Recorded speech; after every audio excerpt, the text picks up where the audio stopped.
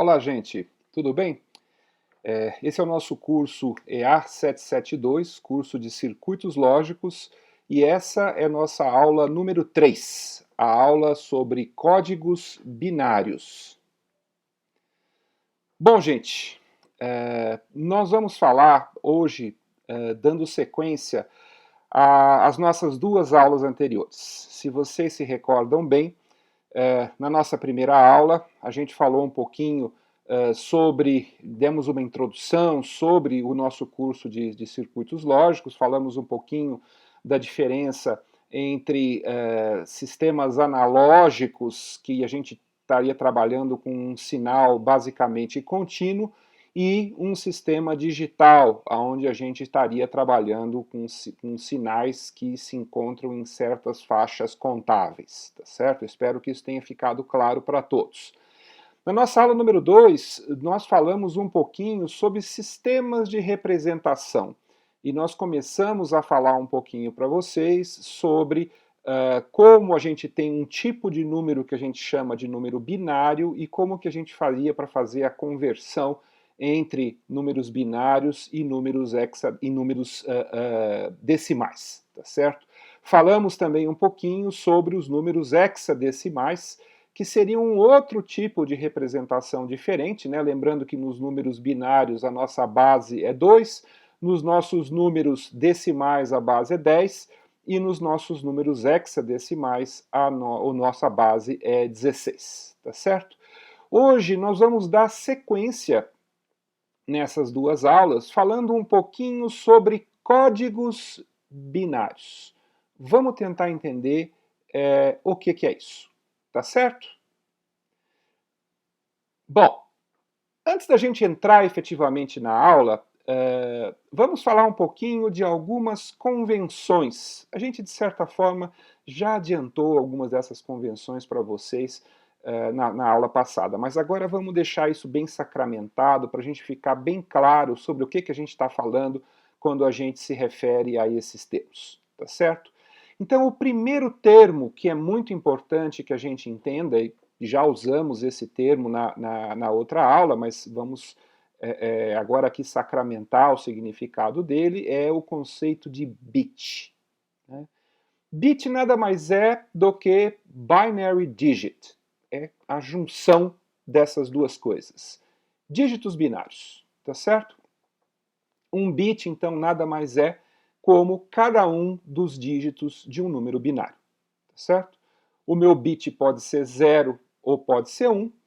Esse bit, se eu tiver mais de uma casa, né, no nosso número binário, ele pode ser referido como o primeiro bit, o segundo bit, o terceiro bit, né, ou o bit da casa 0, o bit da casa 1, como a gente já utilizou anteriormente no nosso curso aqui, tá certo?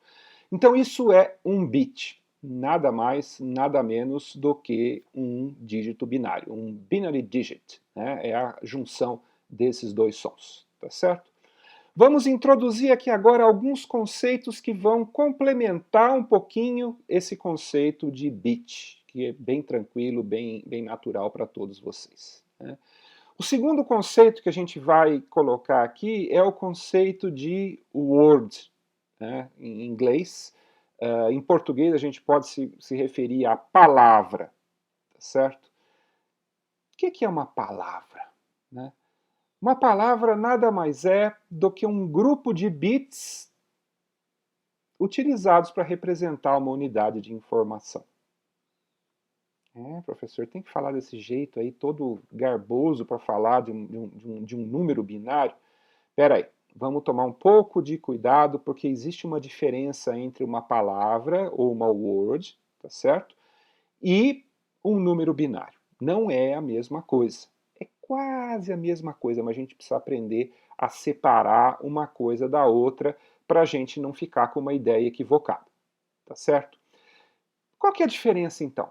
Qual que é a diferença de uma palavra e um número binário? Bom, a diferença está que normalmente essas palavras elas ficam armazenadas de alguma forma em algum lugar dentro do nosso computador, dentro do nosso sistema, né?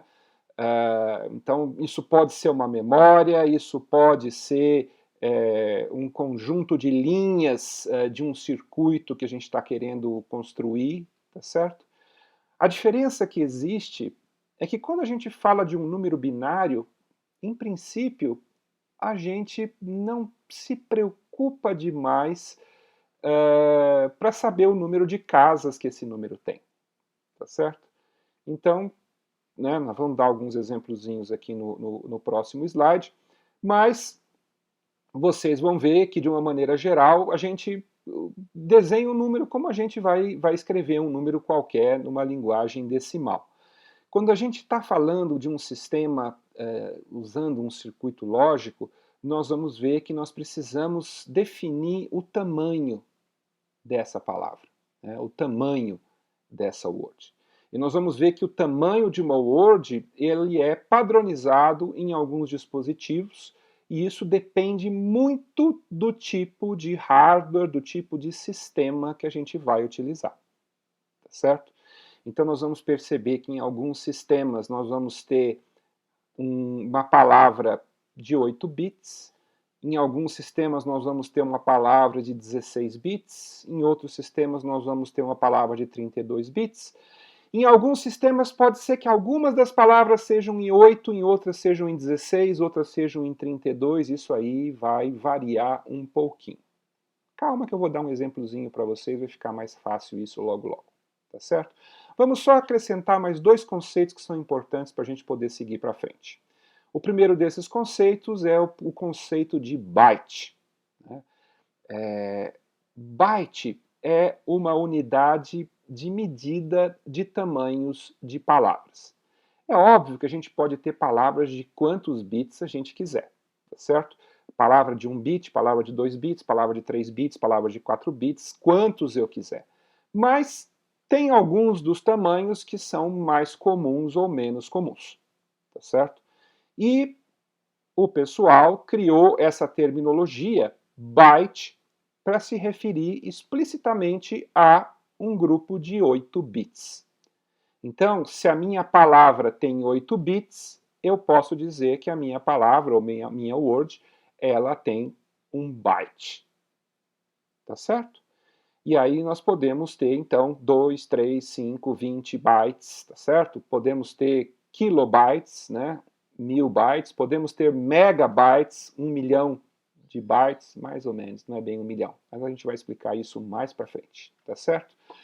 O fato, gente, é que o byte é a unidade de medida do tamanho de palavras que a gente utiliza dentro de um sistema computacional. E a gente também, às vezes, usa esse outro conceito, né, que é um conceito que já foi mais importante no passado, em alguns casos ele continua importante ainda, que é o conceito de nibble. Né? O nibble é meio byte, tá? Não vamos falar assim, né, porque né, a coisa fica meio complicada, tá certo? Mas mais ou menos é isso, tá? Se eu tiver um grupo de 4 bits, isso corresponde a um nibble. Então, uma palavra de 1 byte possui 2 nibbles. Por que o conceito de nibble surgiu? O conceito de nibble surgiu porque a gente pode converter esses 4 bits exatamente num caractere único hexadecimal. Né? A gente sabe que com 4 bits a gente é capaz de decodificar 16 tipos de números, tá certo? E esse número então vai de 0 até f, tá? Aonde f é o número 15, tá certo? E isso é um nibble. Então, por isso que o nibble aparece, tá certo? Porque muitas vezes a gente vai estar interessado em estar representando esse grupo de 4 bits num formato hexadecimal. Mesmo que internamente dentro do computador ele seja binário, ou seja, vou ter zeros e uns, vou estar falando realmente de bits, para a gente pensar, para a gente raciocinar, para a gente se referir a esse conjunto, essa informação que está armazenada ali no computador, eu vou me referir a um número em hexadecimal. Tá certo? Então, em vez de falar 1011, eu vou usar um número equivalente hexadecimal. Tá certo? Então, são essas algumas das convenções que a gente tem. Tá certo? E vamos dar alguns exemplos aqui para ficar um pouco mais claro. Tá? Vamos imaginar que eu tenha o número binário 0. Eu posso querer representar esse número 0 como uma palavra de 2 bits. E eu vou ter esse primeiro exemplo que eu estou vendo aqui no meu slide. Tá certo? Então nós vamos ter o quê? 0, 0. Por quê? Porque eu preciso representar todos os bits da minha palavra. Vocês percebem agora por que a gente precisa fazer essa diferença entre um número e a representação desse número dentro de uma palavra? Vocês entenderam por que tem essa diferença? O número em si é 0, acabou. Não preciso colocar 0, 0. Mas se eu estiver fazendo a representação de 0 em 2 bits, aí vai aparecer do jeito que está aí, tá certo? 0, 0. Mesma coisa, vou imaginar que eu tenho um número binário 101. Né? Que número que é esse número? É o número 5, tá certo? Bom, como é que eu represento o número 5, ou 101, numa palavra de 4 bits? Ao invés de colocar simplesmente 101, eu vou colocar 0101. Por quê? Porque eu tenho que definir, eu tenho que mostrar todos os bits da minha palavra completa. Putz, professor, tem que falar essas bobagens? Não é óbvio isso? Não é claro? Precisa explicar? Precisa, gente. Por incrível que pareça, muita gente faz uma confusão por causa de uma coisa tão simples assim. Tá? Então fica mais fácil se a gente deixa isso bem claro, se a gente deixa isso muito bem compreendido. Certo? Por exemplo, se eu quiser representar o número 2, que em binário é 0, e eu quiser fazer essa minha representação num número de 8 bits, eu tenho que colocar ali 0000, 0010. E da mesma maneira, se eu quiser representar aquele número 0 na forma de um número de 8 bits, eu vou representar 00000000. Tá certo? Tá claro? Por que a gente faz isso? Por que a gente precisa definir uma palavra e precisa definir o número de bits dessa palavra? Porque isso vai me limitar o maior número binário que eu sou capaz de representar para uma determinada palavra. Então a gente percebe, né, qual que é o maior número binário que eu sou capaz de representar em uma palavra de 8 bits. É o número 11111111, que em decimal seria 65.535. Tá certo? Por isso que é importante. Quando a gente define o número de bits de uma palavra, a gente é capaz de entender qual que é o maior número que essa palavra é capaz de representar. Tá certo? Mas isso vocês vão ver mais para frente, por enquanto é só para vocês terem uma ideia e a gente pode seguir adiante por aqui. Tá certo? Legal. Nós vimos então na aula passada como é que a gente representa números binários. Nós vimos que, ao contrário dos números decimais, onde a gente tem aqueles algarismos 0, 1, 2, 3, 4, 5, 6, 7, 8 e 9, em números binários nós temos o quê? Só zeros e uns. E a gente pode usar tantos números quanto a gente pode contar quantos números a gente quiser usando um número binário. E nós vimos também que dentro de um computador digital, dentro de um circuito digital, essa representação é a representação que vai estar armazenando as informações que a gente quer. Tá certo? Mas nós vamos ver que em algumas situações pode não ser tão simples assim. Pode ser que outros tipos de representação possam ser mais adequados. Tá certo? E aí? O que a gente faz? É para isso que existem os códigos. Tá certo? Por que nós estamos falando de código aqui na aula de hoje? Porque nós vamos ver que só com zeros e uns a coisa pode ficar meio travada e a gente vai ver que não vai ficar tão legal assim. A gente vai precisar, então, criar esses códigos. E nós vamos ver que os códigos eles vão estender bastante o poder de representação dos números binários. Mas vamos deixar essas coisas bem claras para a gente não se confundir. Tá bom? Vamos ver um exemplo. Vamos ver por que isso acontece. E que casos são esses em que a gente não pode usar números binários. Vamos imaginar como é que a gente faria para criar uma representação binária de um relógio digital com um LCD, né, aquele display de cristal líquido, tá certo? Que a gente chama de 7 segmentos. Por que a gente chama esse display de 7 segmentos?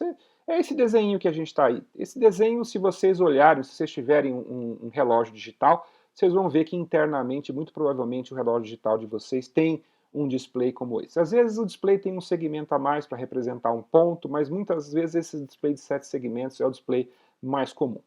O que acontece num display como esse? O que nós temos? Nós temos como se fossem 7 lâmpadas, tá certo? Cada uma dessas barrinhas aí é uma... Aí nesse caso nós temos 2 displays, tá certo? Então esse é um exemplo aí de 2 displays. Cada uma dessas barrinhas aí é uma lâmpada que pode estar acesa ou pode estar apagada. Quando a gente tem tudo apagado, nós temos o quê? Nós temos, é como se fosse um negócio escuro.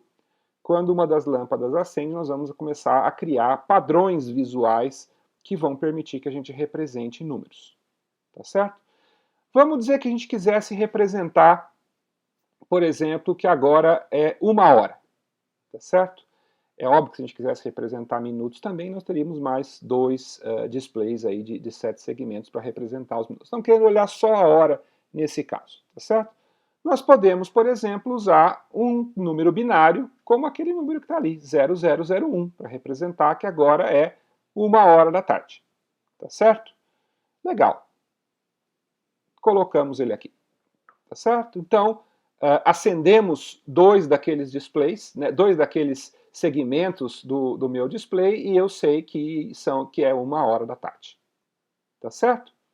Simples assim. Por que o senhor falou que não pode usar números binários? Esse número binário funcionou direitinho para a gente representar o 1 no nosso display de 7 segmentos. Não funcionou? Tá, legal. Mas o que a gente faz quando for 11 horas? Tá certo? Quando for 11 horas, provavelmente a gente ia querer representar dessa maneira, 1. Não é isso? Como que isso fica em binário? Se a gente colocar o número 11 em binário, como é que vai ficar isso? Vai ficar assim. Isso se parece com o que está aparecendo ali no display? Mais ou menos, né? Não está muito legal, tá certo? A gente vê então que essa representação binária, pelo menos para esse caso, né, de mostrar as horas no relógio digital, não parece muito adequada, certo? Nós vamos ver que para a gente poder encontrar uma boa representação para o que a gente quer ver no relógio digital, usando números binários, né, nós vamos precisar da ajuda de um código. Esse é um exemplo do que a gente chama, então, de um código binário. Né? Por que é código? Porque, na verdade, nós vamos ver que nós vamos fazer com que certos números binários representem coisas diferentes. Por isso que é um código. Tá certo? A gente faz um mapeamento entre um número binário e alguma coisa que a gente quer representar com esse número binário. Tá? Bom, qual que é a ideia, então, de um código binário? A ideia é usar um conjunto de bits para codificar cada um dos dígitos de um número decimal separadamente. Tá certo? Como a gente tem 10 dígitos, né, de 0 até 9, a gente vai precisar de 4 bits. Mas como que a gente faz essa codificação? Teoricamente, a gente podia fazer qualquer número representar qualquer dígito, tá certo? Existem milhões de maneiras possíveis de codificar 10 dígitos em combinações ou palavras de 4 bits, tá? Observando que, nesse caso, esses 4 bits vão representar uma informação, não necessariamente um número. É que sempre existe a correlação desse número com alguma outra coisa, então isso pode causar um pouco de confusão. Vamos tentar olhar para isso com cuidado para a gente não se confundir, certo? O código mais comum, mais simples que a gente pode usar numa situação como essa é um código chamado BCD. Né? O que significa BCD? Binary Coded Decimal, certo? Nós vamos explicar como é que funciona, então, esse código BCD. Tá? No código BCD, que é o código mais simples que existe, por que ele é o mais simples? Porque a gente usa o próprio número binário para representar ele mesmo, tá certo? Então nós vamos fazer como? Nós vamos usar ali do 0 até o 9 a mesma representação que a gente utilizaria normalmente no número binário, tá? Só que nós vamos ter outros números ali no final da nossa tabela que são palavras que vão ser inválidas no código BCD, elas não vão significar nada, tá certo? Nós vamos usar só a representação digital dos números de 0 até 9, tá certo? Legal. Então vamos ver como é que isso ficaria naquele nosso exemplo. Vamos imaginar como que funcionaria o código BCD naquele mesmo exemplozinho do relógio, né, digital que a gente está querendo representar a hora. Quando for 1 hora, a gente vai colocar ali 0001, tá certo? E quando for 11 horas, como é que a gente faz? Né? A gente faz do mesmo jeito que a gente tinha feito anteriormente? Né? Claro que não. Tá certo? Não vai ser assim que a gente vai representar. Nós vamos representar como isso daí? Nós vamos representar dessa forma. Tá certo? A gente quer que apareça 1 e 1, então nós vamos usar 0001, que representa 1, e 0001 de novo, que representa 1 de novo. Tá certo? Pô, professor, tudo isso para explicar esse tal de BCD? Pois é, BCD é simplesmente isso.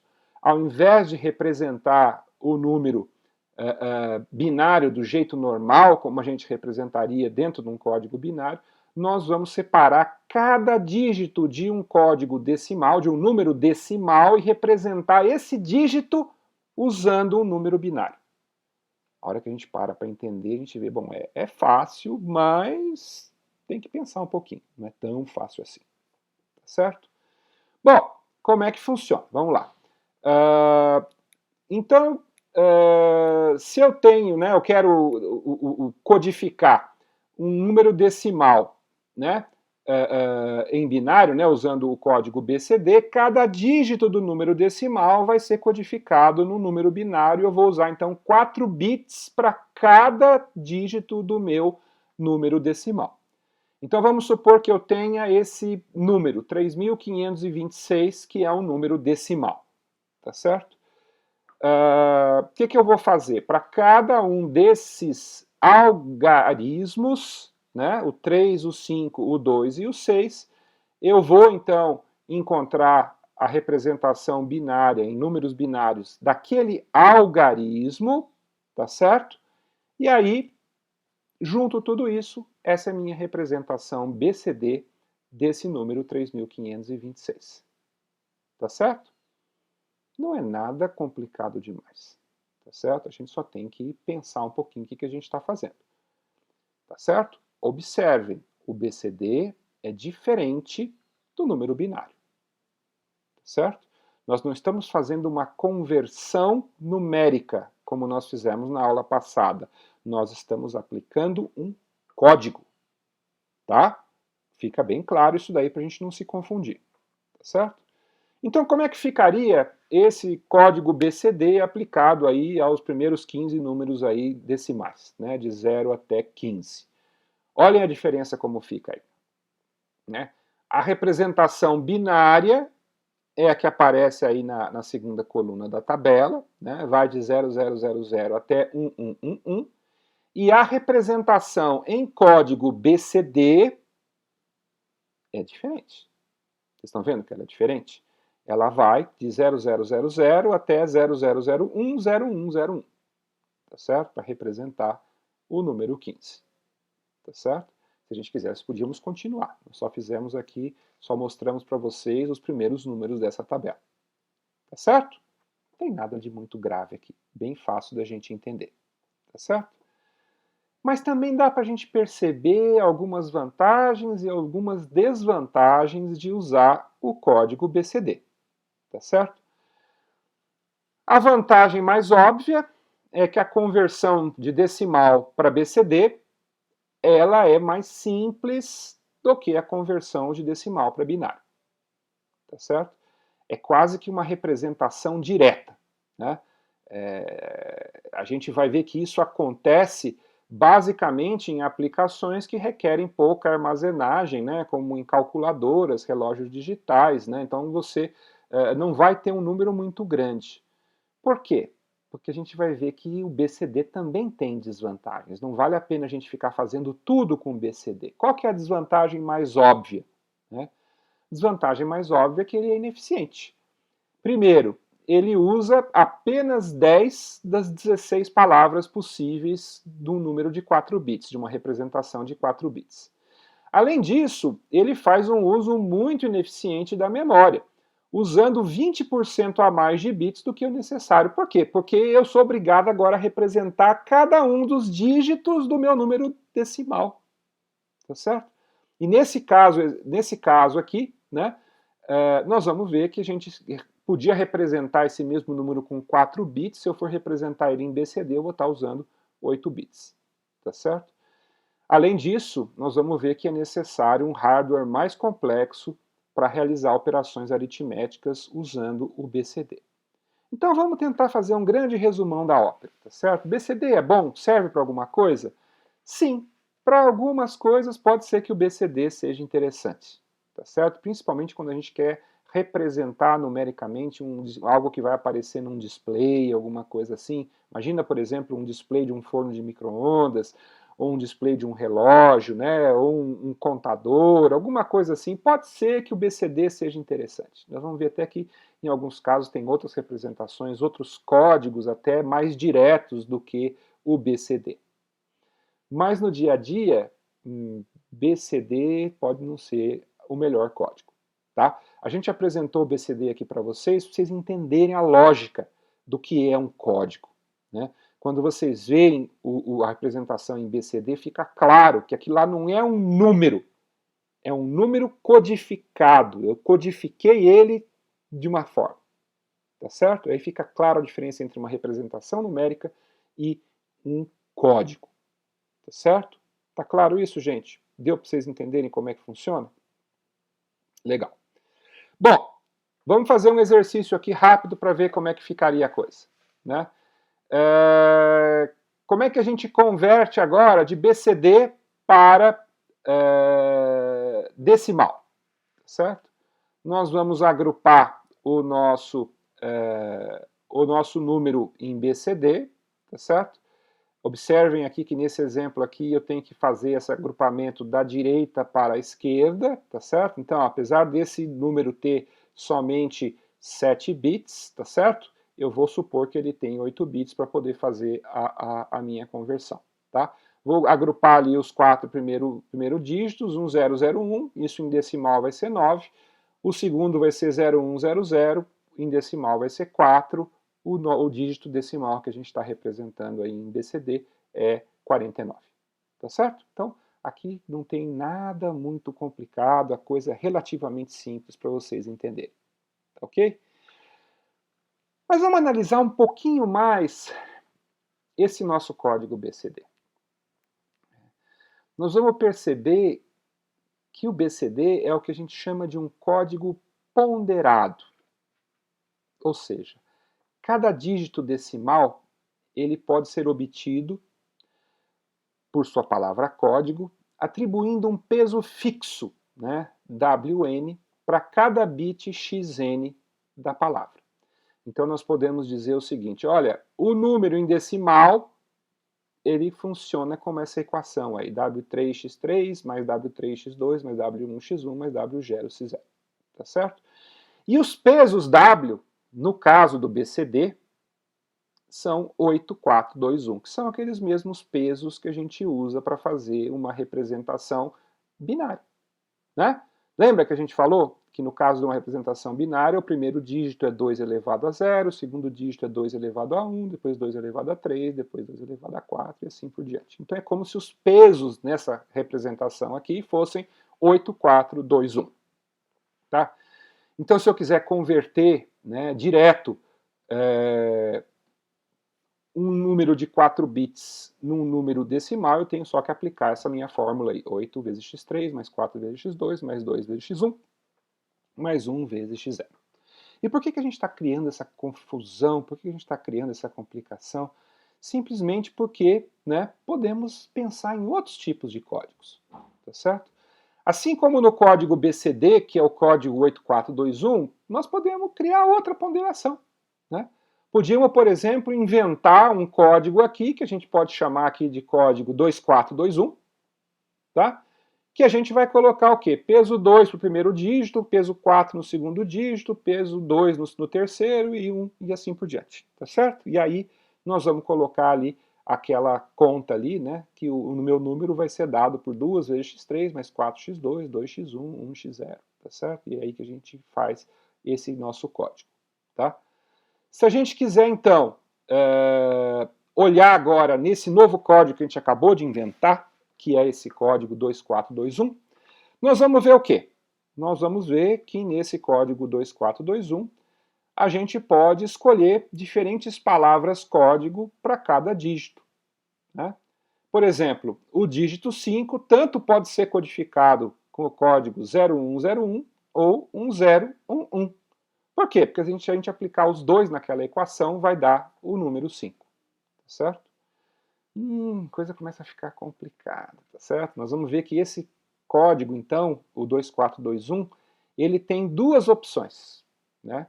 Ou a gente usa aquilo que é a opção 1, que nós vamos ter aqueles números representando cada um dos decimais, ou a gente usa o 2421 opção 2, tá certo? Que dá aquele segundo dígito ali. E a gente vê então que os dois são duas possibilidades para esse meu código 2421. Putz, professor, está complicado. Isso é de fato, gente, está complicado. Mas tudo isso é só para a gente mostrar uma característica específica desse código 2421, que é o que eu gostaria de estar mostrando aqui para vocês. Porque, observe, né? A gente fez aquela codificação do BCD que era meio trivial, né? A gente representa 0 como 0, 1 como 1 e assim por diante, tá certo? Nesse tipo de código, a gente percebe que a gente pode ser tão arbitrário quanto a gente queira. A gente pode usar qualquer número para representar qualquer outro número, tá certo? E aí, nós vamos ver que algumas dessas representações são mais interessantes do que outras, tá? Nesse caso aqui, essa opção 2 que a gente tem aqui, ela é o que a gente chama de autocomplementável. Por que autocomplementável? Porque a gente tem aí um detalhe importante. Se vocês olharem, ó, a, a representação para 0 é exatamente o complemento da representação para 8. Desculpe, da representação para 9. A representação para 1 é exatamente o complemento da representação para 8. E assim, para todos eles, aí nós vamos ver que essa autocomplementariedade ela aparece como uma propriedade desse código específico que eu coloquei. Certo? Então, assim, alguém usa na prática esse código 2421? Não. Ninguém, ele só tem um efeito aqui para a gente didático, para a gente entender que um código pode ter propriedades que podem torná-lo mais interessante do que outro, tá certo? Uma dessas propriedades é essa autocomplementaridade, tá certo? Vamos tentar olhar para outros tipos de códigos, tá certo? Então, esse código 2421 é o que nós dissemos autocomplementável, ou seja, é possível obter a palavra código para o dígito n-9 complementando cada um dos bits da palavra código do dígito n, tá certo? E a condição para um código ser autocomplementável é que a soma dos pesos deve ser igual a 9. Tá? Legal. Vamos ver um outro código agora, que nós vamos ver que ele usa uma outra propriedade interessante que a gente vai usar em algumas situações, tá certo? É o chamado código de Gray, tá? Então, apesar da gente ter códigos ponderados, né, e usar essa ponderação para calcular o que está acontecendo, tem alguns códigos binários que não são ponderados, e um deles é exatamente esse código de Gray. Tá? O código de Gray, ele é dito cíclico, ele tem essa propriedade de ser cíclico, pois as palavras código representando números decimais sucessivos diferem entre si por apenas um bit. Já vou mostrar aqui para vocês, vocês vão entender, né?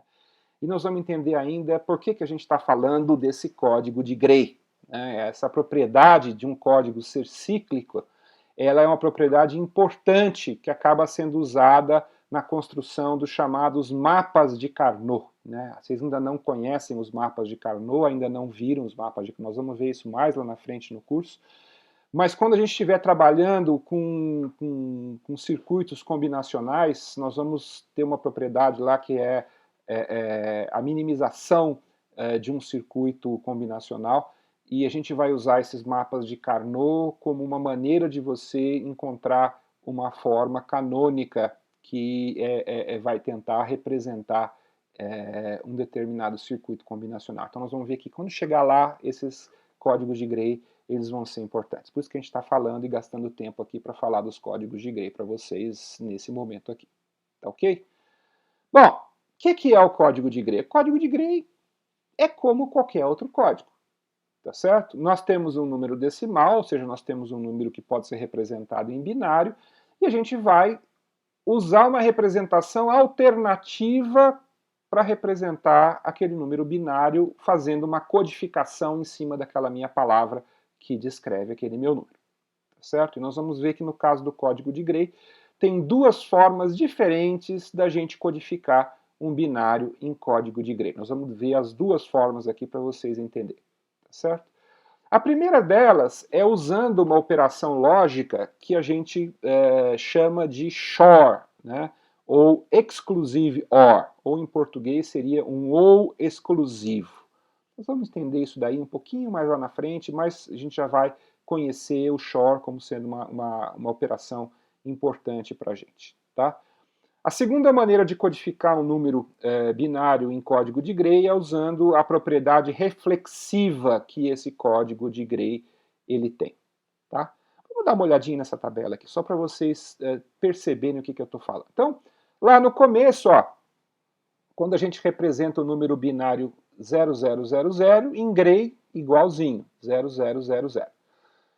0001 vai ser também 0001, tá certo?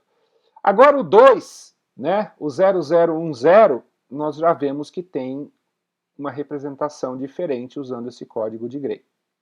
Em código de Gray, o número 0010 ele vai ser representado como 0011.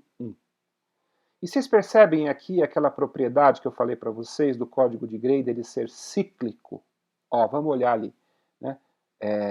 De 0001 para 0011, vocês reparam que mudou um bit só? O que é? É o bit ali da segunda casa. Né? No caso anterior era 0, no caso novo é 1. Se vocês olharem essa mesma mudança, né, no número binário, vocês vão ver que ele mudou 2 bits, de 1 para 0 e de 0 para 1. Pô, professor, toda essa história de código, tudo isso por causa de um negócio ridículo desse? Vocês vão ver que em algumas situações isso pode ser importante. Eu vou mostrar aqui daqui a pouquinho um caso onde isso é interessante. Mas se vocês olharem aí agora na sequência dos números de Gray, né, de 0 até 15, ó, dê uma olhada como que fica o número de Gray de 0 até 15. Vocês vão perceber que tem sempre exatamente um único bit que está sendo mudado do número para o número seguinte. Tá certo? E vai haver algumas situações em que isso é interessante. Tá? Bom, vamos lá. Como que a gente faz essa conversão? Né? Como eu falei para vocês, a gente pode estar usando essa operação XOR, ou Exclusive OR. Certo? Como é que a gente faz isso para fazer a representação de um número de Gray? Tá? Bom, primeira coisa, a gente copia o bit mais significativo, né, aquele most significative bit, né, o bit da esquerda, tá certo? A gente copia ele e soma o bit da esquerda com o próximo bit, descartando o carry da soma. Né?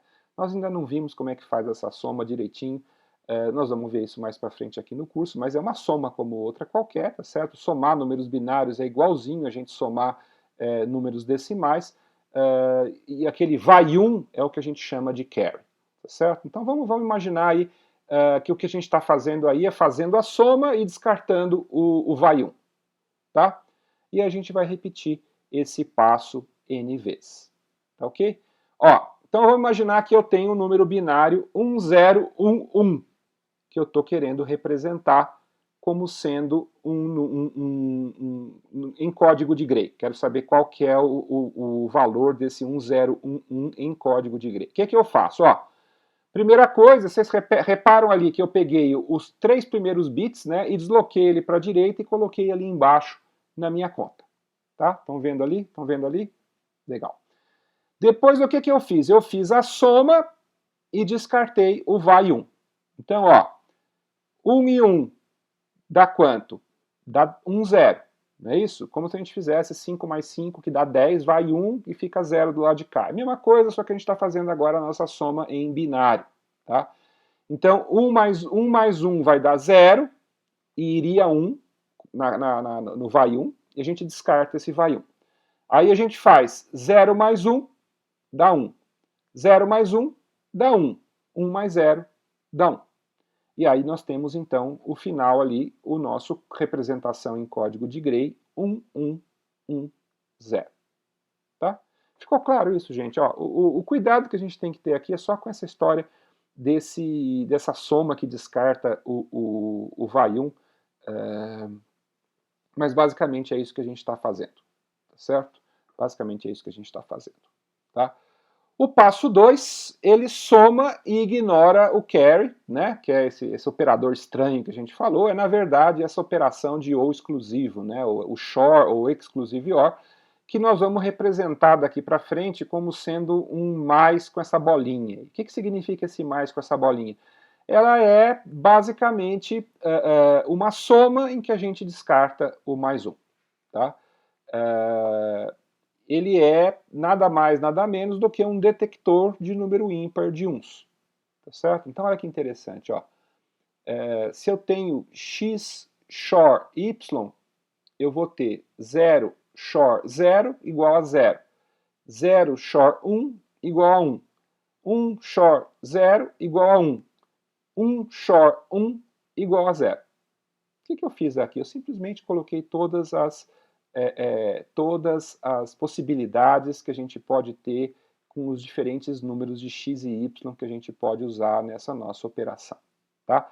Essa tabelinha aqui, nós vamos ver isso aqui na próxima aula, é o que a gente chama de uma tabela verdade. Certo? O que é? Nada mais do que nada menos do que uma tabela em que a gente tenta combinar todas as possíveis valores de x e y e ver aquela operação, qual que é o resultado que a gente quer. Tá? Então a gente está representando aqui nada mais, nada menos do que todas as possibilidades para essa operação que a gente chama de XOR, ou exclusivo. Tá ok? Legal. Então o que a gente fez aqui? Basicamente a gente vai reproduzir aquilo que a gente já tinha feito, tá certo? Só que agora nós vamos usar aquela notação da direita, né, que é o exclusive OR, para a gente não ter que ficar falando ali. Né? Tá, aqui basicamente é a mesma coisa que a gente já tinha feito antes, só que com essa nova representação em que a gente vai estar simplesmente pegando lá o 1011, desloca para a direita e soma com ele mesmo, tá certo? Agora não é uma soma comum, é uma soma do tipo exclusive OR, e a gente recebe ali o valor do código de Gray. Tá certo? Gente, vocês vão ter que fazer uns exercícios para entender isso daí. Tá certo? Parece fácil aqui, nesse exemplo aqui parece fácil, mas a gente vai disponibilizar depois para vocês como é que a gente faz a representação em código de Gray, como é que a gente converte de um número binário para o código de Gray. Não é nada de outro mundo, mas pode ser que a hora que vocês estão fazendo isso dê um pouco de dúvida. Tá? Então vocês precisam treinar isso daí para poder fazer, saber se vocês estão sabendo de fato fazer essa representação do código de Gray. Tá? Tá muito estranho isso que eu falei, gente? Dá para entender? Eu espero que dê para entender, tá certo? Se não, vocês voltam o vídeo um pouquinho, assistem de novo. Qualquer coisa, vocês postam uma dúvida para a gente lá no canal de dúvidas do nosso curso, eu tento ajudar vocês, tá certo? Mas, em princípio, se vocês olharem com cuidado, vocês vão ver que não tem nada de extraordinário com esse nosso código de Gray, tá certo? É uma operação que a gente está executando aqui para poder, a partir de um número binário, chegar na representação de Gray dele mesmo. Ok? Tá, vamos ver se a gente entendeu isso aí. Vamos de novo. Vamos agora representar um outro número, né? O número 1110. O que, que a gente vai fazer? A gente faz o shift, tá certo? Daquele número, né? Joga ele para a direita, destrói o primeiro, ignora o primeiro bit, aí faz a operação de XOR dele com ele jogado para a direita, o resultado é o nosso código de Gray, tá certo? E para decodificar, como é que a gente faz? Né? A gente vai ter que fazer, né, algo parecido, tá certo? A gente vai partir agora, né, do nosso número em código de Gray. Então agora aqui nós começamos com o número em código de Gray. Nós vamos agora copiar o bit mais significativo, tá certo? Somar o bit que já foi decodificado com o próximo bit e descartar o char, tá certo? E vamos repetir o passo 2, tá? Então, assim, é mais ou menos sempre a mesma coisa, tá certo? Nós vamos sempre fazer o mesmo tipo de operação, tá? Repara que, como é que chama? O processo, ele é semelhante, tá ok? Podemos, então, ir tanto de um lado para o outro, quanto do outro para um, tá certo? E aí essas equações aqui, de certa forma, elas generalizam, tá certo? A gente sempre vai usar o quê? Esse shift aí do número de um lado para o outro, e aí eu vou converter de binário para Gray ou de Gray para binário, tá certo? Basicamente é isso, não tem grandes problemas aqui, tá? E aquela outra forma, professor, que o senhor falou que tinha para poder fazer a codificação, né? A outra forma é usar a propriedade da reflexão. Essa propriedade é uma propriedade interessante aí do código de Gray, tá? Como é que funciona isso? Ó, vamos montar essa tabela na mão, tá? Então nós vamos começar lá do lado esquerdo. Nós temos lá o 0 e o 1, tá? O que a gente vai fazer? A gente basicamente copia ele do lado direito. Então repara ali que na coluna A eu tenho o 0 e 1. Na coluna B eu copiei o 0 e o 1. E depois eu fiz o quê? Eu fiz o rebote dele, eu fiz a reflexão desse número para baixo. Tá certo? Então ali na parte de cima ficou 0, 1, depois ficou 1, 0. Tá? Refleti a parte de cima para baixo. Aí depois na coluna C, o que eu fiz? Para os dois primeiros eu acrescentei um 0. E para os dois últimos eu acrescentei 1. E aí, o que eu fiz? Eu fiz a codificação de Gray para quê? Para 2 bits. Tá? 00, 01, 11, 10. Vamos agora passar para 3 bits. Eu vou fazer o quê? Eu vou aplicar de novo o mesmo processo de reflexão. Tá certo? O que eu faço? Eu copio a coluna C para a coluna D, ó, 00, 01, 11, 10, e faço o quê? Faço a reflexão para baixo. Então repara ali que para baixo eu vou copiar de novo 10, 11, 01, 00, tá certo? E depois eu vou fazer aquele novo rebote, vou colocar tudo para a esquerda no número 0, tudo para a esquerda no número 1, tá certo? Se a gente for crescendo o código de Gray, a gente vai aplicar basicamente esse mesmo procedimento quantas vezes eu quiser. Para 4 bits, para 5 bits, para 6 bits, para 7 bits, eu vou fazendo o quê? Eu vou crescendo o meu código até que ele fique do tamanho que eu quero. Tá certo? Simples assim, a gente consegue construir toda uma tabela com o código de Gray usando essa propriedade da reflexão. Tá ok? Aparentemente bem simples aí, a coisa não é tão complexa assim. Tá ok? E aquele exemplo, professor, que o senhor falou do uso do código de Gray? Bom, um dos usos que a gente faz para o código de Gray é para a gente poder capturar números digitais a partir de dispositivos em que a gente está tentando capturar dados reais do nosso mundo físico. Tá? Então imagina que eu tenho, por exemplo, um motor, tá certo? Esse motor está girando, tá? E eu quero saber em que posição que o motor está, tá? Uma das maneiras da gente fazer isso, de medir a posição atual de um motor, é usando o que a gente chama de um encoder. O que é um encoder? O encoder basicamente é como se a gente pegasse esse desenho que a gente está colocando aqui, né? E a gente então imaginasse, né, que a gente tem se a gente quiser, por exemplo, fazer o encode em 3 bits, né? Esse aqui é um exemplo de um encoder de 3 bits.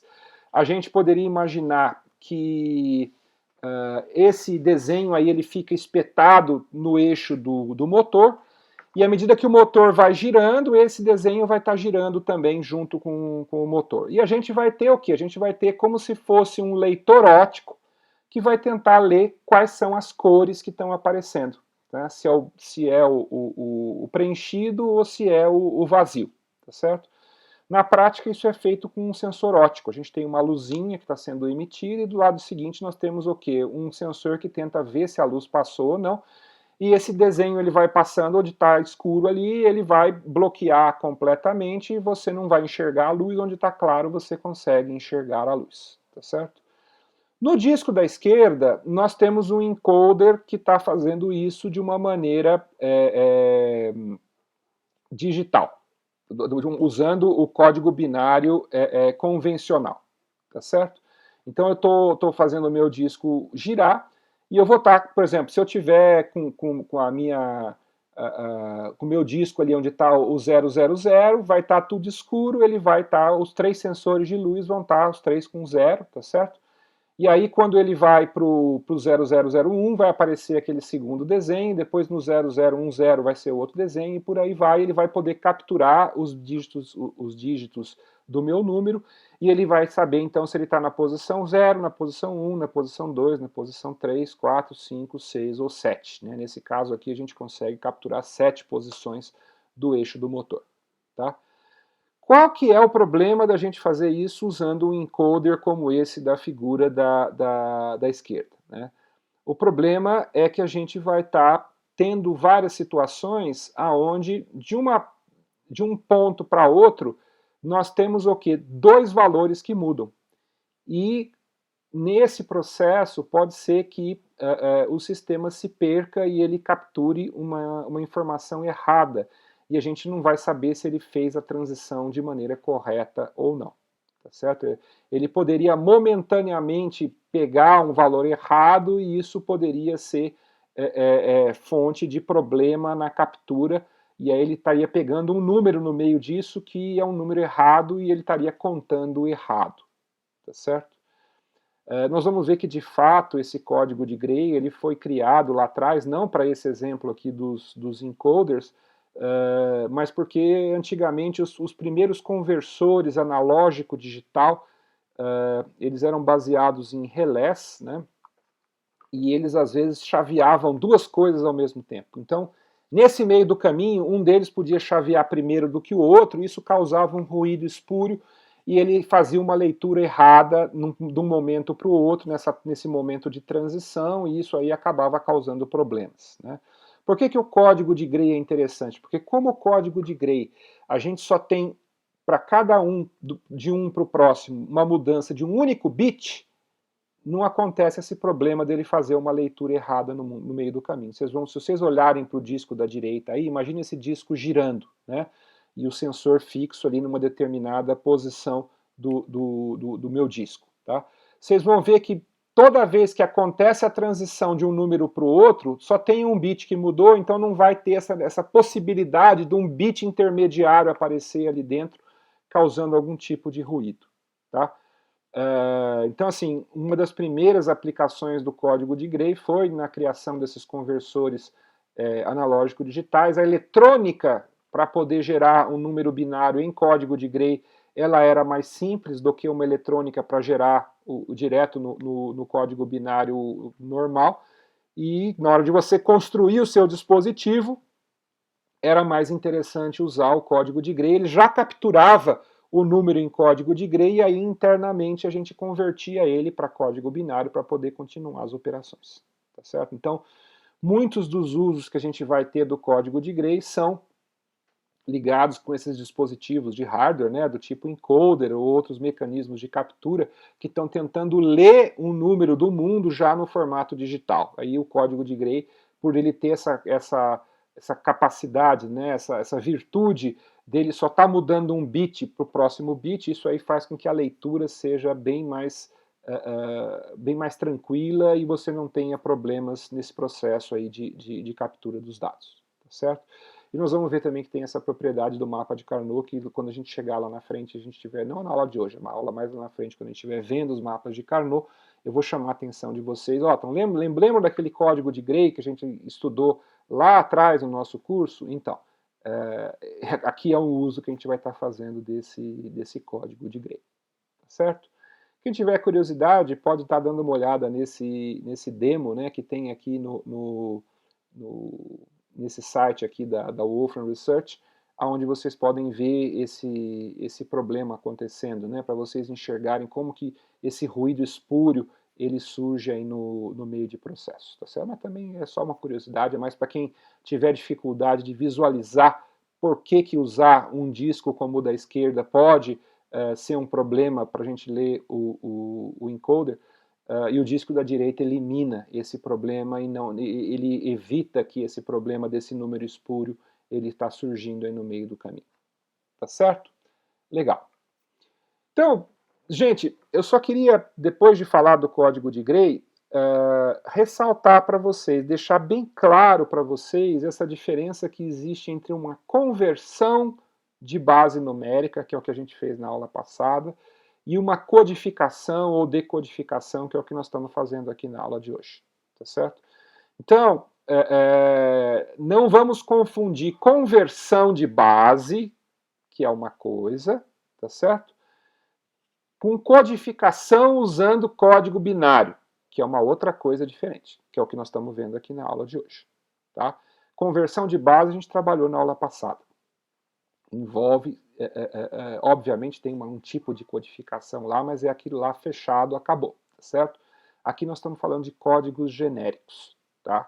O primeiro deles, o BCD, que é bastante próximo desse, depois demos aquele exemplo dos códigos ponderados, e agora nós estamos vendo o exemplo do código de Gray, que é um código mais arbitrário, mas que tem essa propriedade aí de facilitar esse processo de captura de dados, tá certo? Então, por exemplo, se eu estou querendo fazer a conversão, né, do número 13 da base 10 para o número equivalente na base binária, né, eu vou converter 13 da base 10 para 1101 na base 2, tá certo?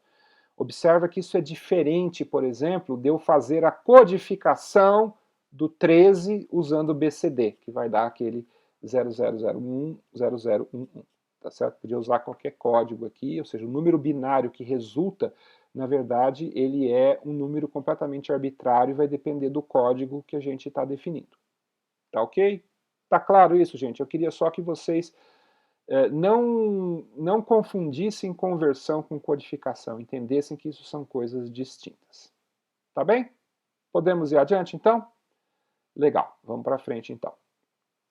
Bom, um outro tipo de código, que também é um código arbitrário, que é muito importante, porque, principalmente usando esse tipo de código, é que a gente representa textos e palavras e várias outras coisas num sistema computacional, é o que a gente chama dos códigos alfanuméricos.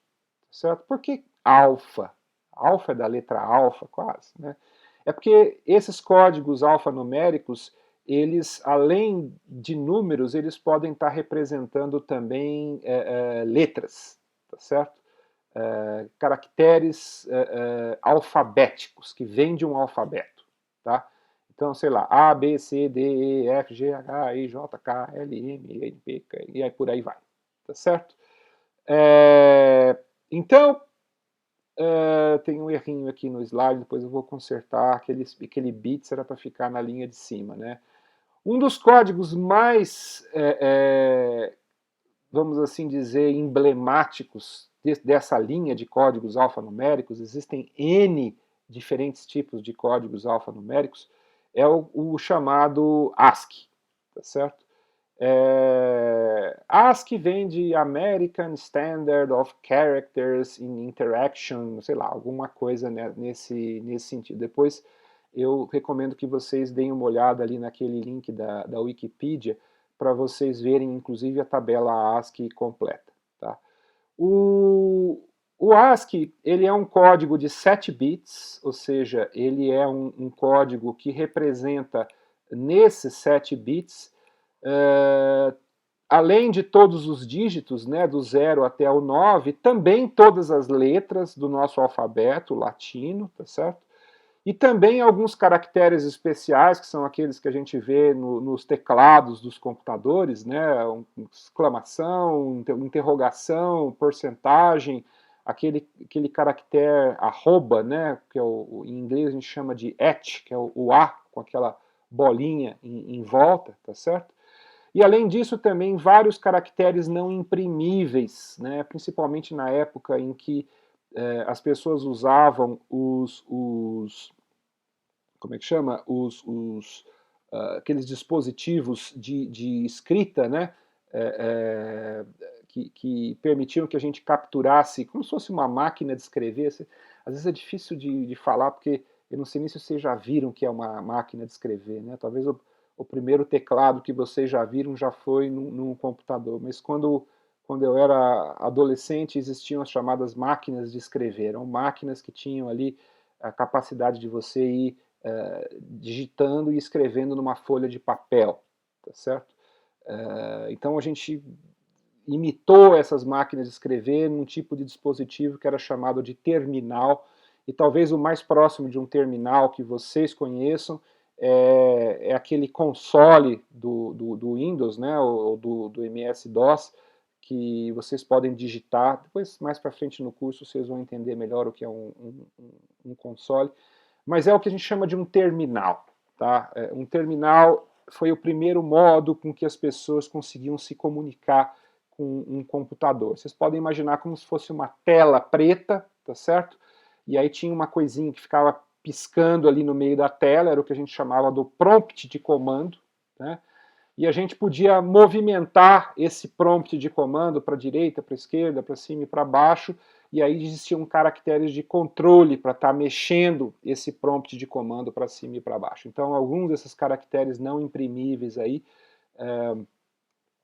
tem a ver com a movimentação desse prompt de comando, que é, por exemplo, o carriage return, né, que retorna tudo para o canto esquerdo, e tem o line feed, que sobe uma linha no terminal. Mas para entender isso eu preciso explicar para vocês depois o que é um terminal. Mais para frente no curso a gente talvez mostre isso para vocês de uma maneira mais clara.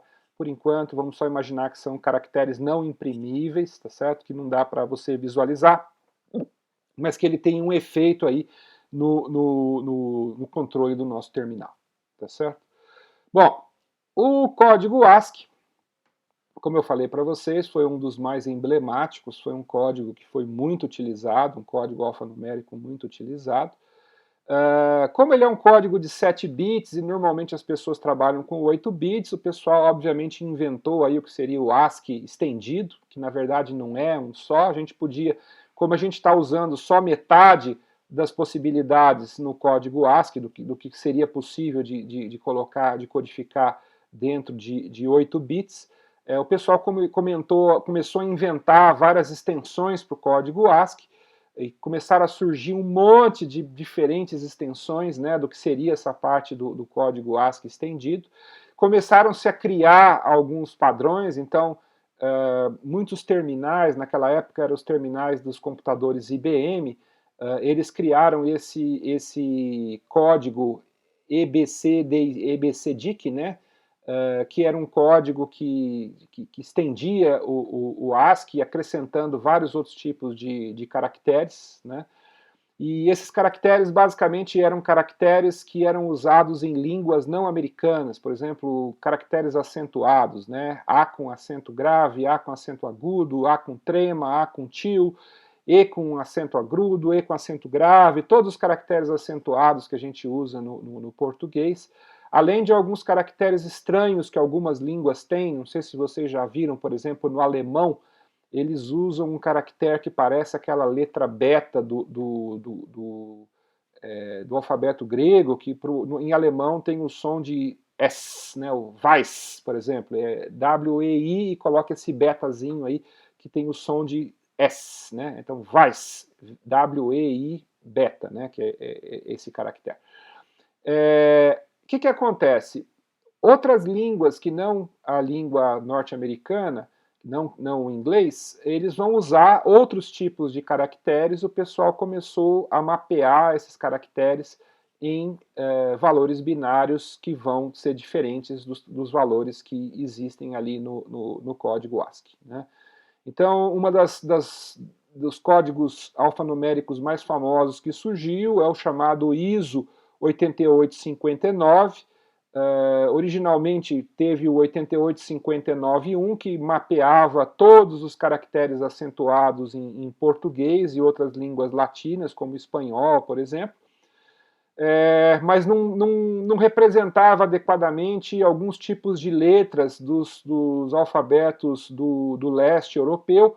Então criou-se o ISO 88592 e foi depois o 3, o 4, o 5, teve várias versões desse ISO 8859.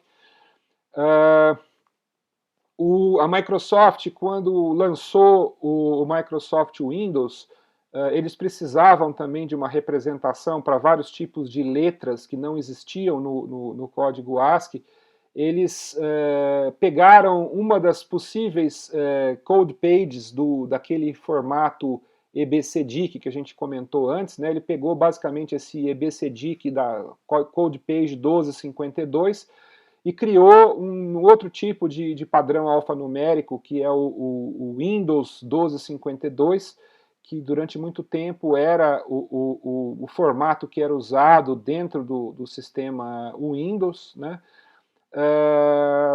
E durante muito tempo, né, o Windows 1252 ele tem muita similaridade com esse ISO 88591, a maior parte das letras ela é a mesma, com exceção de algumas coisas que são um pouquinho diferentes, mas quebrava o galho, a coisa funcionava, né, só que tinha vários tipos de alfabetos que não eram possíveis de ser representados adequadamente nesse formato ISO 88591, ou as outras normas do 8859. E aí, mais recentemente, né, principalmente para aquelas línguas asiáticas, como, por exemplo, o japonês ou o chinês, eu não sei se vocês pararam para imaginar como será que é um teclado de um computador em japonês. Vocês já viram os caracteres japoneses? São tão diferentes dos nossos caracteres latinos que a gente não tem nem como imaginar como isso aí seja, né? Tem aquele alfabeto que é usado também na Rússia, em alguns países do leste europeu, né, que são usando o alfabeto cirílico. Vai existir também o ISO 88595, que usa os caracteres cirílicos. Bom, para tentar resolver esse problema de uma única vez e ter uma única formatação, o pessoal inventou o chamado Unicode. Tá? O Unicode tem vários tipos de Unicode também, os mais famosos é esse UTF-8, né, UTF-16. Hoje em dia, a maioria dos sistemas operacionais modernos usa o UTF-8, né, embora em algumas situações ele pode usar o UTF-16, principalmente no caso de línguas que usam caracteres orientais, né? Mas hoje um dos códigos alfanuméricos mais famosos que a gente usa mais é esse UTF-8. Tá? Então, só para vocês saberem, todas as letras e dígitos e caracteres especiais do ASCII são exatamente os mesmos no UTF-8, mas o UTF-8 permite que a gente represente um número muito maior de caracteres que a gente quiser representar, que não estão disponíveis, por exemplo, no código ASCII ou no 8859 ou nenhum desses outros códigos alfanuméricos. Tá? A ideia aqui para vocês, gente, é mais para vocês terem uma ideia do que é um código alfanumérico, né? Para aqueles que tiverem curiosidade, eu recomendo que vocês procurem depois na própria Wikipedia ou em qualquer outro lugar. Vocês têm vários exemplos de como que é esse mapeamento, né? Basicamente a gente está representando um número binário num determinado formato para representar cada uma das letras desses códigos estendidos aí, envolvendo não somente caracteres sem acento, como caracteres acentuados, né? Tem várias línguas, daquelas línguas europeias voltadas do alemão, do tcheco, que tem vários acentos estranhos, né? Em tcheco, por exemplo, eles têm um acento que é como se fosse um circunflexo de ponta cabeça. Então, assim, tem várias representações para textos, né, para letras, que a gente não encontra normalmente nesse código ASCII, e que acabaram surgindo e sendo incrementadas nesses outros códigos alfanuméricos aqui. Tá certo? Mas, por enquanto, a gente não vai entrar em grandes detalhes, é só mais para vocês terem conhecimento disso. Se for necessário, mais para frente a gente volta de novo nesse assunto para poder estar aprofundando um pouco mais. Tá certo? Isso, inclusive, é uma das razões, não sei se vocês já tiveram esse tipo de problema, né? Às vezes vocês estão convertendo um arquivo texto de um computador Windows para um computador rodando Unix, ou Linux, ou Mac OS, né? E o texto sai diferente quando você converte de um para o outro. Por quê? Porque no Windows, muito provavelmente, ele está usando ainda aquele Windows 1252. No Unix, por padrão, a gente usa sempre o UTF-8. Então, quando você pega aquele mesmo nome de arquivo, por exemplo, que tem um caractere acentuado, ele pode ser que ele fique diferente quando você tenta ler esse arquivo, por exemplo. Imagina que você tem um pendrive que você deu um nome para o seu arquivo que está usando o caractere acentuado, aí quando você põe ele no Mac, você vai ver que aparece tudo aparentemente corrompido. Não é que ele está corrompido, é porque o Mac ele usa essa outra convenção, ele usa o TF8 e o Windows usa o Windows 1252 e alguns caracteres eles aparecem um pouco diferentes, por isso que eles ficam sendo visualizados. Eles continuam com o mesmo caractere em binário, é sempre o mesmo, ele não muda, mas a visualização que a gente faz desse texto ele acaba sendo diferente dependendo do código alfanumérico que a gente está utilizando. Tá certo? Então, nesse momento, a única coisa que eu queria é que vocês entendessem que existem vários códigos alfanuméricos, né? O código mais antigo é esse ASCII, e mais modernamente a gente tem aí o UTF-8, que é o mais moderno de todos, e o UTF-16, porque tem alguns casos que ele tem algumas vantagens que o UTF-8 não tem. Tá certo? Bom, vamos lá. Por último, né, só para a gente ir caminhando aí para o final da nossa aula, seria interessante a gente falar um pouquinho de detecção de erros em códigos. Tá? Por que é importante falar de detecção de erros em códigos? Porque muitas vezes a gente usa esses códigos para passar mensagens de um lugar para o outro, de um computador para o outro, de um terminal para o outro, ou de um dispositivo para o outro, né? E essas mensagens, muitas vezes, elas têm mecanismos precários para serem transformados. Por exemplo, um dos mecanismos mais simples que vocês vão ver em alguns cursos mais para frente, a gente usa uma linha serial, tá certo? Que basicamente é um par de fios, tá? A gente normalmente usa o que esse par ele fica trançado, ele não é um fio de tomada, né? Desse que a gente vê o fio paralelo, mas ele fica trançado para evitar interferências, né, que possam acontecer de dispositivos externos em cima desse nosso par, o que a gente chama de um par trançado. É uma linha serial, nós vamos enviar um sinal elétrico digital, ou seja, só vai ter zeros e uns ali dentro.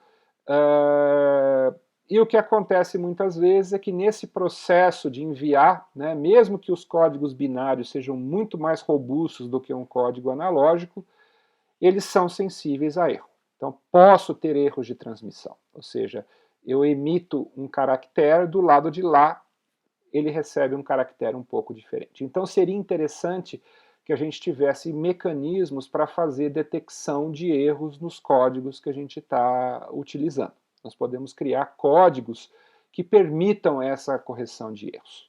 Tá? Na maioria dos dispositivos, né, a probabilidade de um erro simples, ou seja, errar um bit no meio da transmissão de um número de 8 bits, ela pode não ser não nula. Tá? E quando que ela vai ser não nula? Quando a gente estiver trabalhando perto do limite de operação de um determinado dispositivo. Então, nós temos que lembrar que num mecanismo de transmissão serial, onde eu estou transmitindo serialmente um sinal digital, eu tenho uma velocidade de transmissão. E essa velocidade, normalmente, eu posso codificar no meu dispositivo qual velocidade que eu vou estar operando. E tem uma velocidade mínima, mas a gente normalmente quer sempre o quê? A gente quer usar a velocidade máxima, tá certo? E o problema acontece normalmente nessa velocidade máxima. Quando a gente usa velocidades intermediárias, normalmente os dispositivos são todos homologados para funcionar com uma certa margem de segurança. É muito difícil de ter um erro de transmissão. Mas à medida que a gente começa a transmitir as nossas palavras digitais numa linha serial, por meio de uma onda serial, em alta velocidade, pode acontecer da probabilidade de ter um erro de 1 bit nesse processo de transmissão. Então a gente vai considerar, em princípio, que a probabilidade de um erro simples, né, de errar um dos bits que a gente está transmitindo, ela é não nula, ou seja, ela existe, apesar de ser bastante pequena, ela existe, tá certo? Mas que a probabilidade da ocorrência de 2 erros, 2 bits virem errado na mesma transmissão, é quase nulo acontecer isso, certo? É claro. Então vamos assumir que ela não existe, tá? Então, assim, num primeiro momento, só para a gente poder começar a colocar essa questão, vamos imaginar que nós só estamos interessados aqui em fazer detecção de erros simples, tá? Então, assim, vamos assumir que não existe erro de 2 bits estarem se modificando nesse processo de transmissão. Tá? É óbvio que isso não é verdadeiro. Certo? Pode acontecer? Pode. Mas como a probabilidade disso acontecer é tão pequena, a gente assume que isso nunca acontece. Então, o nosso algoritmo de detecção de erro, nosso processo de detecção de erro, ele vai tentar detectar o erro de 1 bit. Tá certo? Que é o caso que a gente vai ver aqui.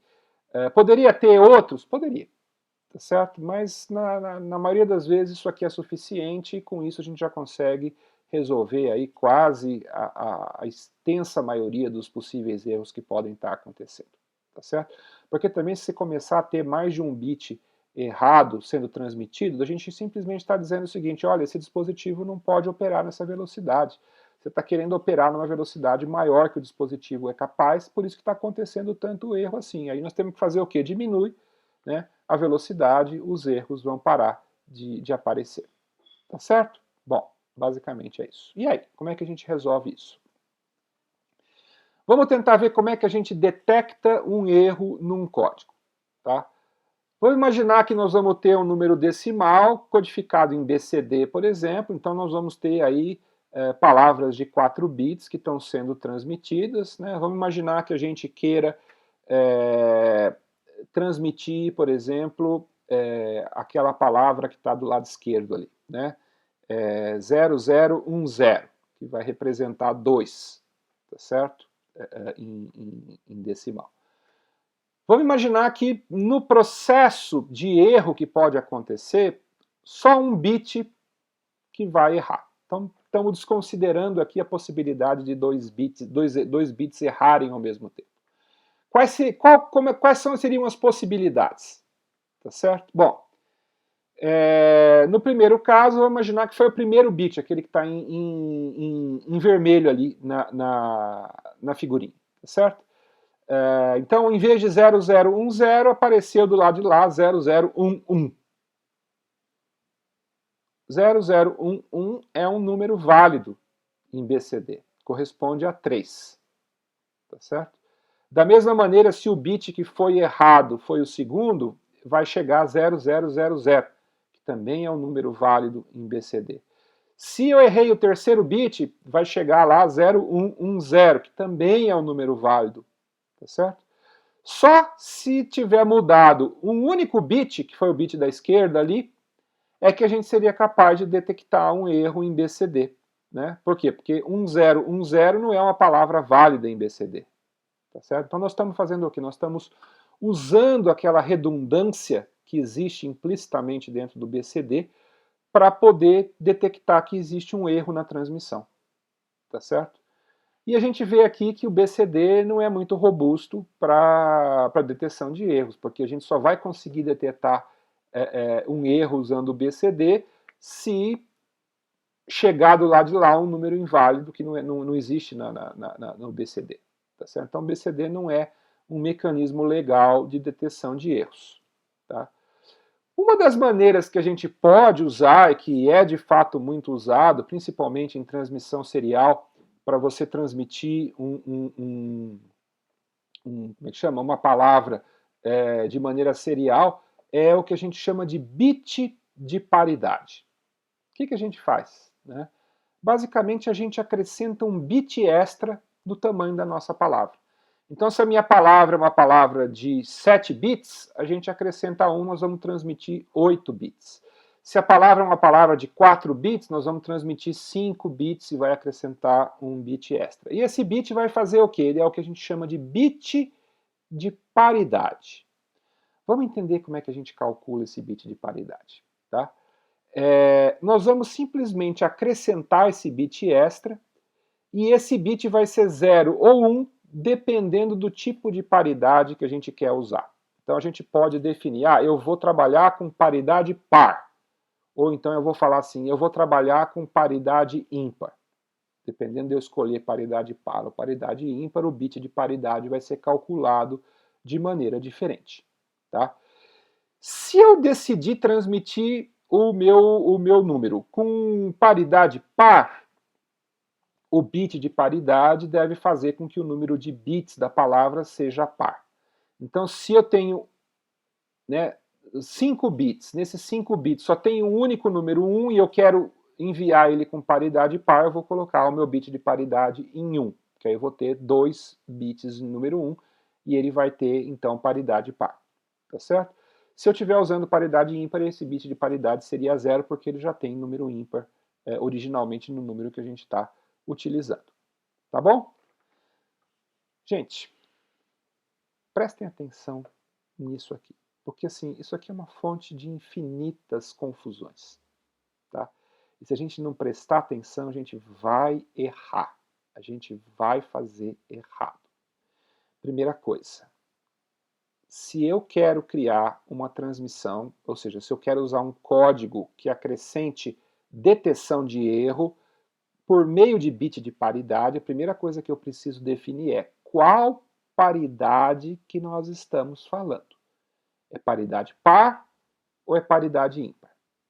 Porque se eu não der essa informação, simplesmente não dá para descobrir o que é um bit de paridade. Tá? O pessoal diz que o tipo de paridade mais comum é a paridade par, mas isso é totalmente...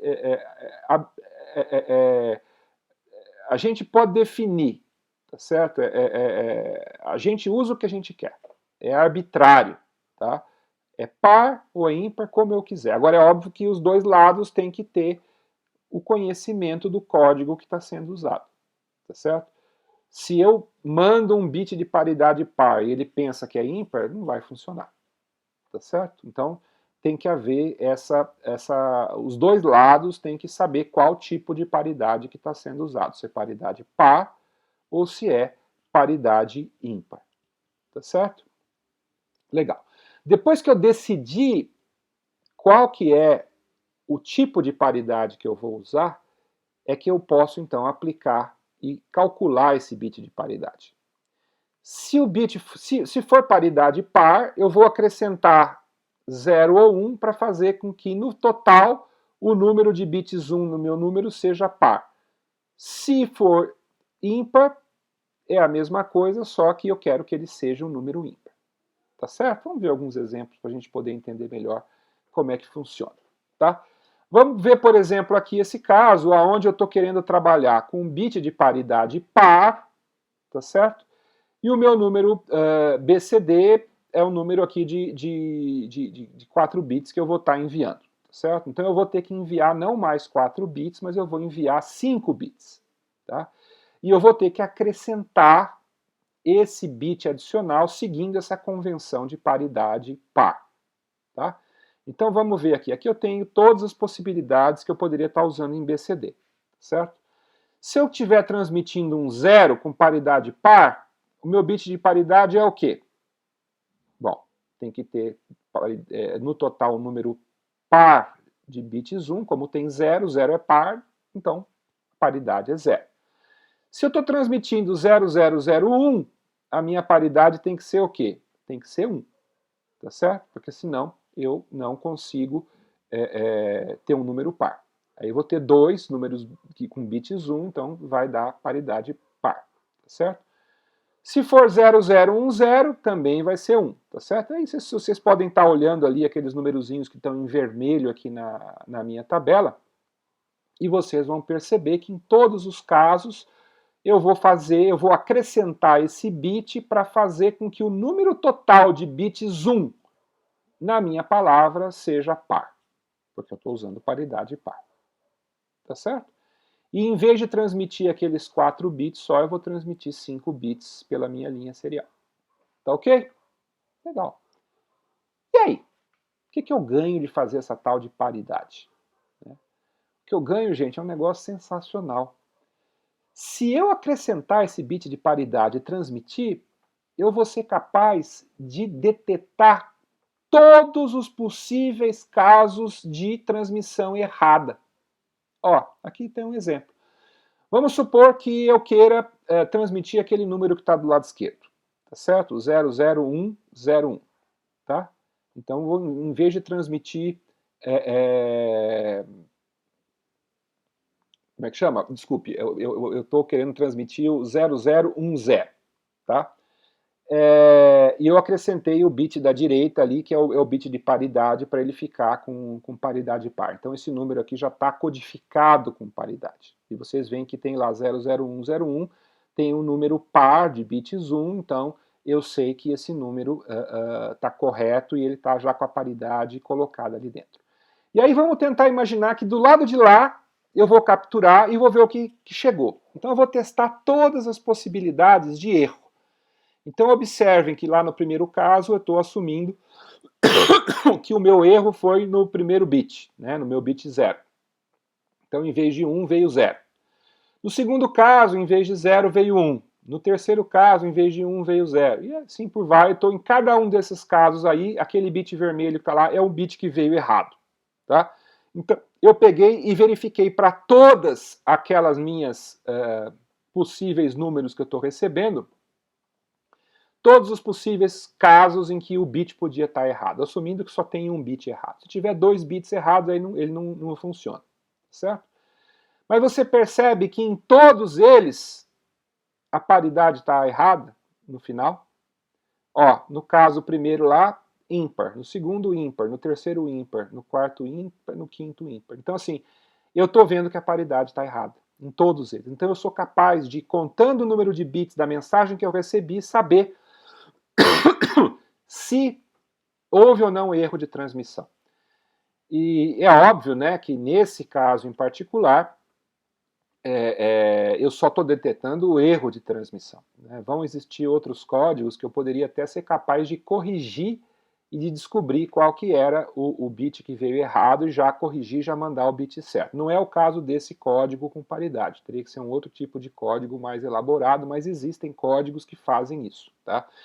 Um monte de gente estudando teoria de códigos para tentar entender diferentes maneiras em que a gente poderia estar codificando para ter esse tipo de vantagem. Aqui eu só estou detectando que tem erro.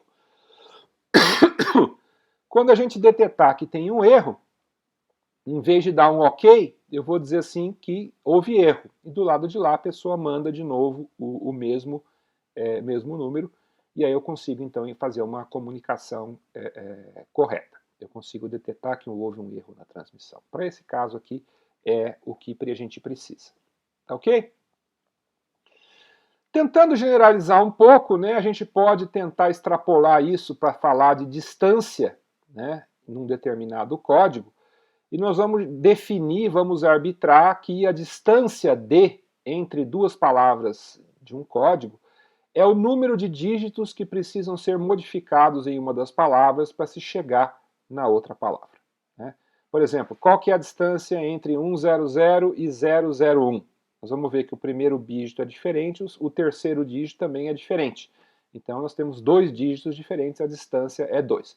Se eu olhar então agora a distância de todas as palavras umas para as outras, eu posso descobrir qual que é a distância de um código, né?